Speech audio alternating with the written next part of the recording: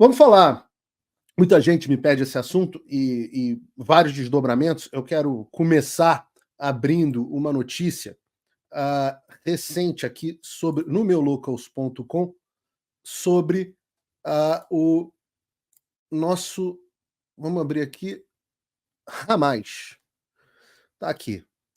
Chuva de fogo. Israel neutraliza 450 alvos do Hamas em ataques de precisão em apenas 24 horas. Enquanto isso, o Hamas continua sua política de utilizar civis, inclusive mulheres e crianças, como escudo humano. Essas notícias vocês podem ler no meulocals.com, são todas elas do meulocals.com. Peraí! Desculpe interromper esse vídeo, mas é que eu continuo censurado pelo STF. Além deles cancelarem o meu passaporte, congelarem todas as minhas contas bancárias e bloquearem as minhas redes, agora eles também querem proibir os meus vídeos no Brasil. Você pode continuar me acompanhando seguindo o meu segundo canal, que é o canal de cortes. Mas melhor ainda é se inscrever no meu canal do Rumble, que é o concorrente do YouTube, que não cumpre essa censura. E se quiser ter acesso a todas as minhas postagens para sempre, deve se inscrever no meu Locals, que funciona de uma forma parecida com o Facebook ou o Twitter. Todos os links estão aqui na descrição. Entra lá, senão você vai ficar desinformado e aí eles vão vencer. As Forças de Defesa de Israel, IDF, anunciaram que em 24 horas realizaram uma intensa campanha de bombardeio aéreo contra o Hamas, a organização terrorista islâmica palestina. Reparem que eu não chamo de grupo de militantes ou qualquer coisa do tipo, que assassinou mais de 1.400 pessoas em Israel no mês passado. O IDF capturou um complexo militar do Hamas dentro de Gaza, que continha postos de observação, áreas de treinamento para terroristas do Hamas e túneis subterrâneos de terror, segundo um comunicado da imprensa da IDF. Vários terroristas do Hamas foram eliminados pelas forças israelenses durante a operação. O porta-voz do IDF, o contra-almirante Daniel Hagari, disse no fim de semana que as forças israelenses chegaram à costa e ao lado sul da cidade de Gaza e cercaram a cidade de Gaza. Essencialmente, hoje há uma Gaza norte e uma Gaza sul, disse ele. Chegamos à praia e estão reforçando essa linha. Continuamos a permitir um corredor para os residentes do norte de Gaza e da cidade de Gaza para eles se descolarem para o sul. Esse é um corredor de mão única para o sul.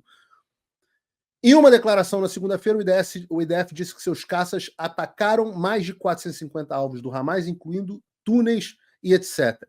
Além disso, soldados navais, uma espécie de Marines do IDF, atacaram centros de comando, postos de lançamentos antitanque e postos de observação adicionais pertencentes ao Hamas.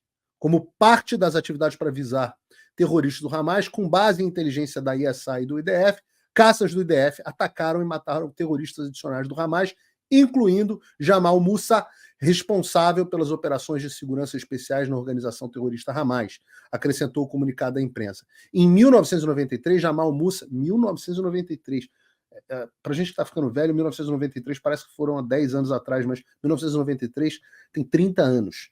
Né? Jamal Musa realizou um ataque a tiros contra soldados do IDF que patrulhavam a faixa de Gaza. Além disso, soldados do IDF mataram o comandante do batalhão do Hamas em batalhas no terreno. O que é importante a gente entender aqui sobre o que está acontecendo lá dentro? Na semana passada, Israel entrou na faixa de Gaza e começou a cercar a cidade de Gaza. E quando eu digo aqui cercar, a gente está falando efetivamente de um sítio. Né? O que é um sítio? Se vocês lembram das batalhas no mundo antigo, as cidades tinham as suas muralhas, né? E as forças agressoras entravam ali na porta das muralhas e não deixavam que ninguém entrasse e ninguém saísse. E é efetivamente isso que nesse momento Israel está fazendo com o Hamas. E por que Israel está fazendo isso? Porque na cidade de Gaza é onde a maior parte dos terroristas do Hamas estão intocados. Eu já falei no meu Lucas, fiz uma longa explanação sobre as razões históricas, quem é Hamas e quem não é Hamas. Se você é um dos meus apoiadores, eu recomendo que veja lá. Mas o importante agora é que a estratégia de Israel agora, nesse momento, é impedir que os terroristas recebam reforços de armas e munições. E é óbvio que, como teve visita do Joe Biden, como teve uma espera gigantesca, os terroristas estavam esperando esse cerco e se prepararam. Eles se prepararam. E como é que eles se prepararam? Eles se prepararam estocando uma quantidade gigantesca de munições e suprimentos. Gigantesca. O Hamas alega que tem munição e suprimentos para aguentar meses e meses. Vamos falar sobre isso. Né? O Hamas, esse grupo maravilhoso, né, que defende os palestinos de Gaza, segundo a Globo News, eles roubaram tudo, tudo, tudo que tinha disponível dos civis palestinos paupérrimos da região de Gaza. Roubaram tudo. Eu estou falando de... Durante essa preparação para a guerra, eles roubaram combustível, equipamento, remédio, comida, inclusive as ajudas humanitárias que tinham sido enviadas e que estavam no depósito da ONU. Então, enquanto a ONU, com o apoio do Brasil, no Conselho de Segurança fazendo papelão, passa pano para a atuação do Hamas e cria equivalência moral, o Hamas saqueia os depósitos da própria ONU de ajuda humanitária. Então, entendo, sabe essa ajuda humanitária que o mundo inteiro manda para a faixa de Gaza? Sabe essa ajuda financeira que os Estados Unidos mandam para a Palestina e que uma parte vai para Gaza? Roubaram tudo! Roubaram tudo!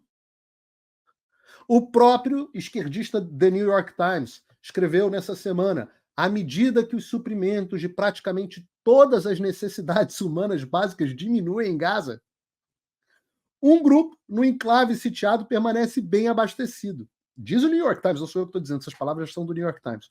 O Hamas.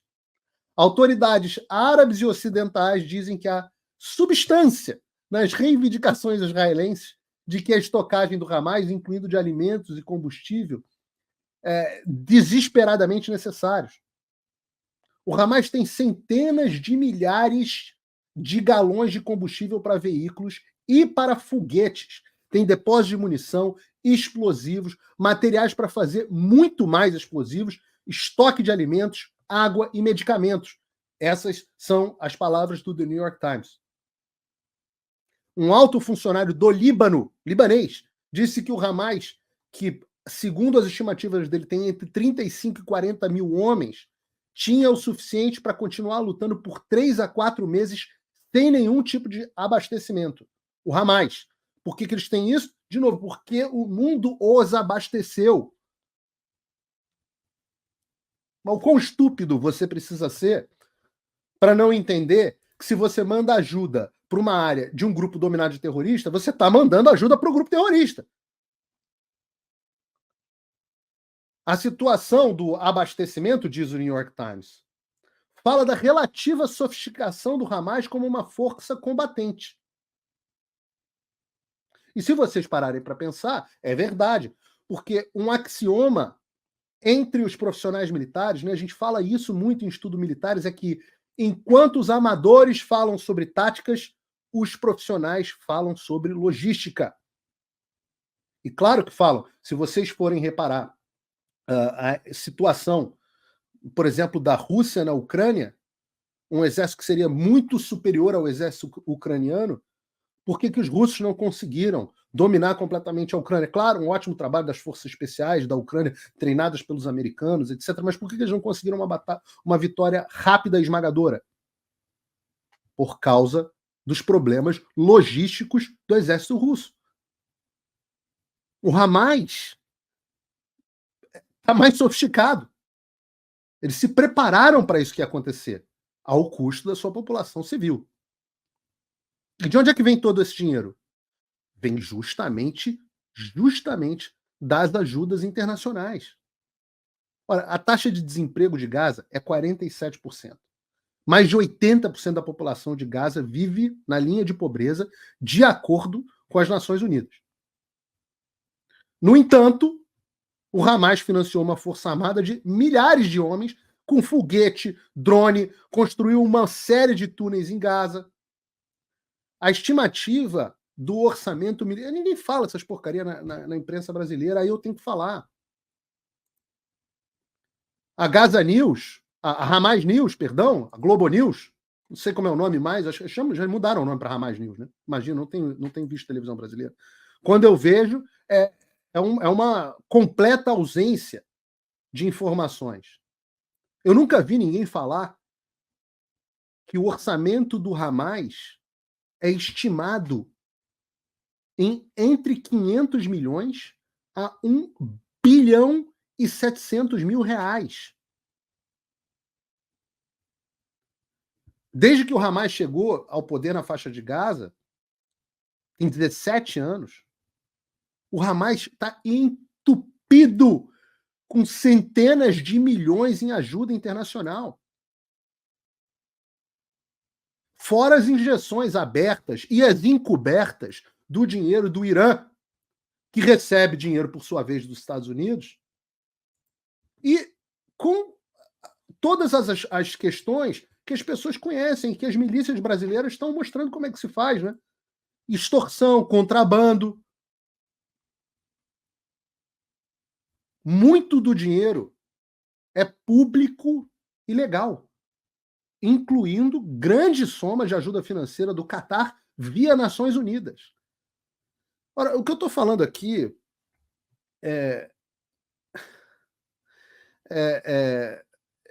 parece que eu estou falando uma teoria da conspiração, né? Parece que o Paulo, você está dizendo que a ONU financia o Hamas. Meus amigos, isso tudo deveria estar sendo passado para vocês. Porque esse acordo do Catar do envio de dinheiro do Catar via ONU, ele foi incentivado e apoiado por Israel.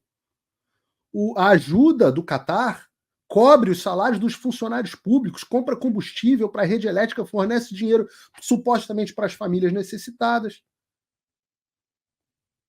A liderança do Hamas investiu a renda deles numa carteira de investimentos internacional no valor de 500 milhões de dólares. 2 bilhões e meio de reais. É o investimento internacional do Hamas em imóveis, ativos de empresa na Argélia, na Arábia Saudita, no Sudão, na Turquia, nos Emirados Árabes Unidos. E é assim que eles fazem lavagem de dinheiro. E como é que ninguém fala nisso? Como é que não tem um desgraçado de um jornalista no Brasil trazendo esse tipo de informações para vocês? Mas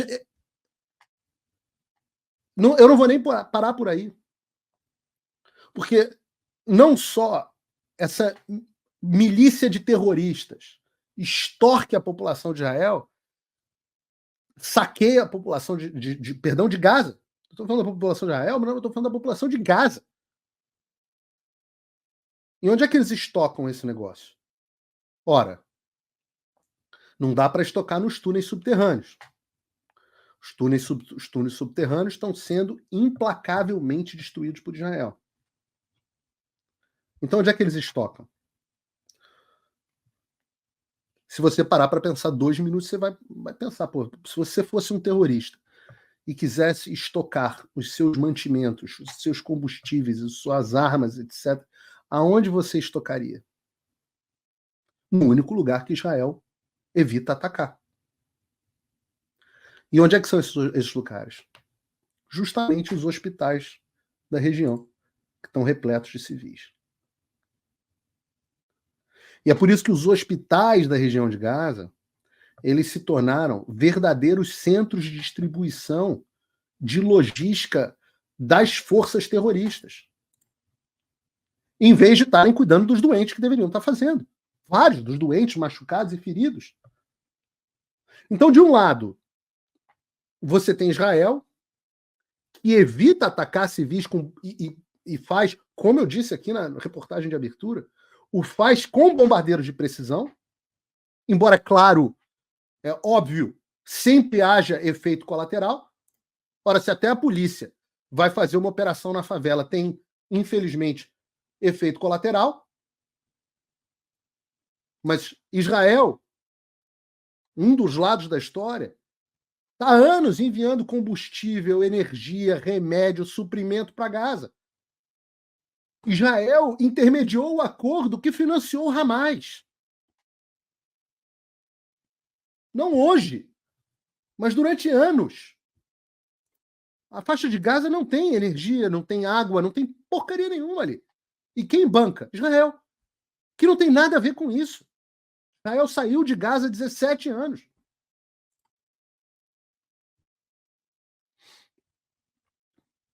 Israel ocupou por segurança a região de Gaza e devolveu para a administração palestina.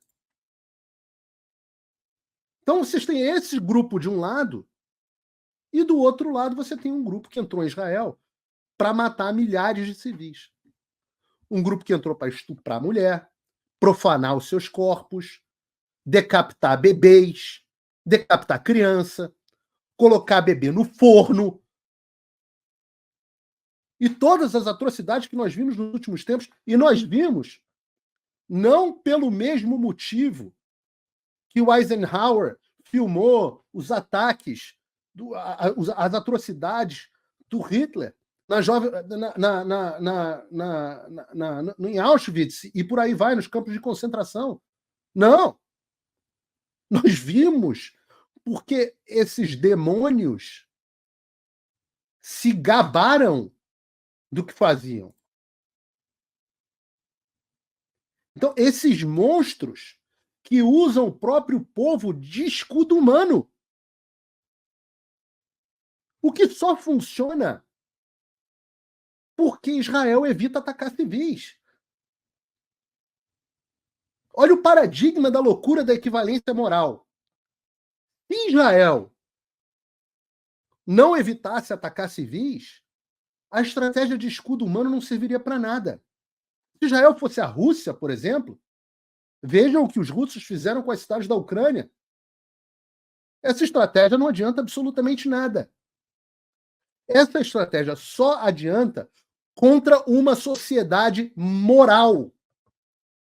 E é por isso que eu não aceito equivalência moral entre uma sociedade moral e um grupo de terroristas que bota bebê em forno, um grupo de demônios.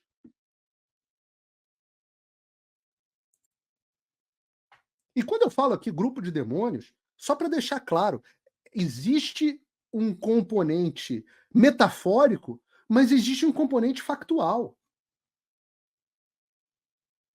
Porque eu não tenho dúvida de que há atuação demoníaca nisso que está acontecendo, ainda mais em se tratando de onde é. Mas dentre são as informações destes demônios desgraçados que os vagabundos da Ramais News ou da Globo News ficam repetindo como se fossem assessores de imprensa deles. São eles, segundo o Ramais. Ai, cacete! Segundo o Ramais, você vai repercutir informação de jogador de bebê no forno. Isso é a última etapa no jornalismo. Enquanto isso, o Lula, o Petro, e sei lá mais quem, a ONU, o secretário-geral da ONU ficam fazendo equivalência moral. Ai, não. O Israel, nós somos a favor da paz. Israel e o Hamas, os dois têm que parar com isso. Vamos para PQP. Não vou falar palavrão aqui no programa no meio da tarde. Não há um pingo de equivalência entre o Hamas e Israel. Não há um pingo de equivalência entre Israel e Palestina, porque não existe Palestina. E os árabes da região fazem questão de garantir que não haja Palestina, que nunca haja. Como é que eu sei disso? Ora, porque eles mesmos recusaram todas as propostas de Estado palestino quando Israel ofereceu tudo que eles pediram, com as calças riadas. E é por isso que eu sei que essa história de Palestina é uma peça de propaganda árabe. É uma peça, aliás, de propaganda tanto dos árabes quanto da esquerda. A esquerda, que sempre foi contra os judeus historicamente, anos antes do Karl Marx escrever o Manifesto Comunista. Porque antes ele escreveu o livro sobre a questão judaica. E nele o Marx, Karl Marx, o mesmo Manifesto Comunista, o mesmo pai do comunismo, ele literalmente culpa os judeus pela opressão dos mais pobres. Ou seja, antes da culpa ser da burguesia e da luta de classes, era dos judeus, que, segundo Karl Marx, tinham o Deus como dinheiro. Está escrito, alguém pega se no Brasil não começaram a queimar os livros ainda, alguém pega. Depois, obviamente, quando Israel acaba se alinhando aos Estados Unidos e à União Soviética, e começa a querer, a esquerda começa a querer contrabalancear os Estados Unidos, a União Soviética começa a querer contrabalancear os interesses americanos na região, etc. E aí você passa a ter um alinhamento automático da esquerda que chupa a União Soviética com amor. Ela começa a repetir quase que por cacuete. Mas eu acho que existe uma luta espiritual aí. Israel é a terra santa. Israel é a terra do Nosso Senhor. Quem pisa em Israel, e eu tive a oportunidade de fazê-lo, sente que lá é diferente. E o judaísmo, o povo judeu é o povo pelo qual todas as nações do mundo serão abençoadas. Sem judaísmo não existiria cristianismo. Nós somos a civilização judaico-cristã ocidental. E é justamente isso que a esquerda quer destruir. E, claro, qualquer coisa para destruir a superestrutura, né, para usar o termo do Marx, é válido segundo a visão da esquerda. Qualquer coisa para destruir a sociedade, qualquer coisa para atacar esse judaico-cristianismo. E é por isso que você vê esses protestos desses imbecis de cabelo roxo. Teve até uma sketch do Saturday Night Live e tal, sovaco cabeludo, defendendo os palestinos, ou até mesmo Hamas, como a gente viu os vídeos aqui, comentamos no show da manhã do Fio Diário.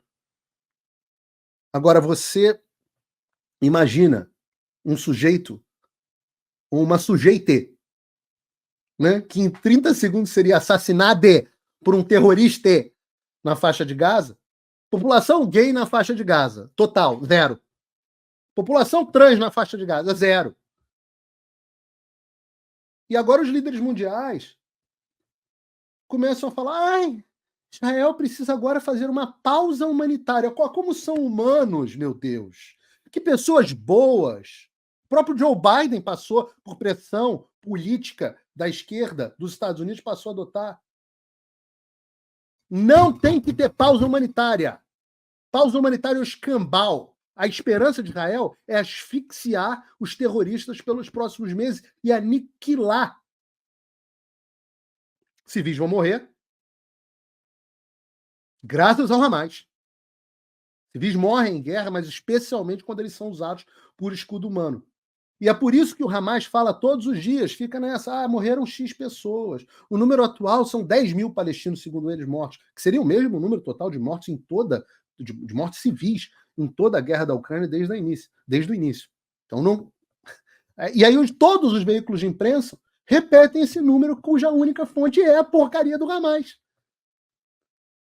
Ora, a única esperança do Hamas, que é obviamente muito inferior a Israel, são duas: guerra de guerrilha, e a gente pode falar um dia mais sobre isso. Agora, justamente que Israel pare para que eles consigam se reagrupar. Ou seja, para ganhar a guerra, a melhor estratégia do Hamas é usar os seus guerrilheiros apoiadores de terroristas que não estão dentro de Gaza, mas estão dentro das redações dos jornais e estão dentro do poder em países como a Colômbia ou como o Brasil do PT do Lula. É por isso que a posição em cima do muro de equivalência, de pedir para cessar fogo, na verdade, não é só uma posição pró-Hamas. Ela é, mas ela também é a única posição que pode dar a vitória nesse conflito ao Hamas. Então, Paulo, qual é a solução? Olha, a solução para o que está acontecendo, a única coisa que todos em sã consciência, todos os líderes deveriam estar pedindo após um ataque gratuito, demoníaco, é a rendição completa do Hamas. Se o Hamas se render completamente e os seus membros forem presos e julgados segundo as leis internacionais, aí acaba a guerra.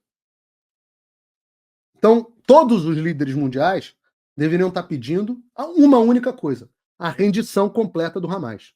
A devolução de todos os reféns e a rendição completa do Hamas.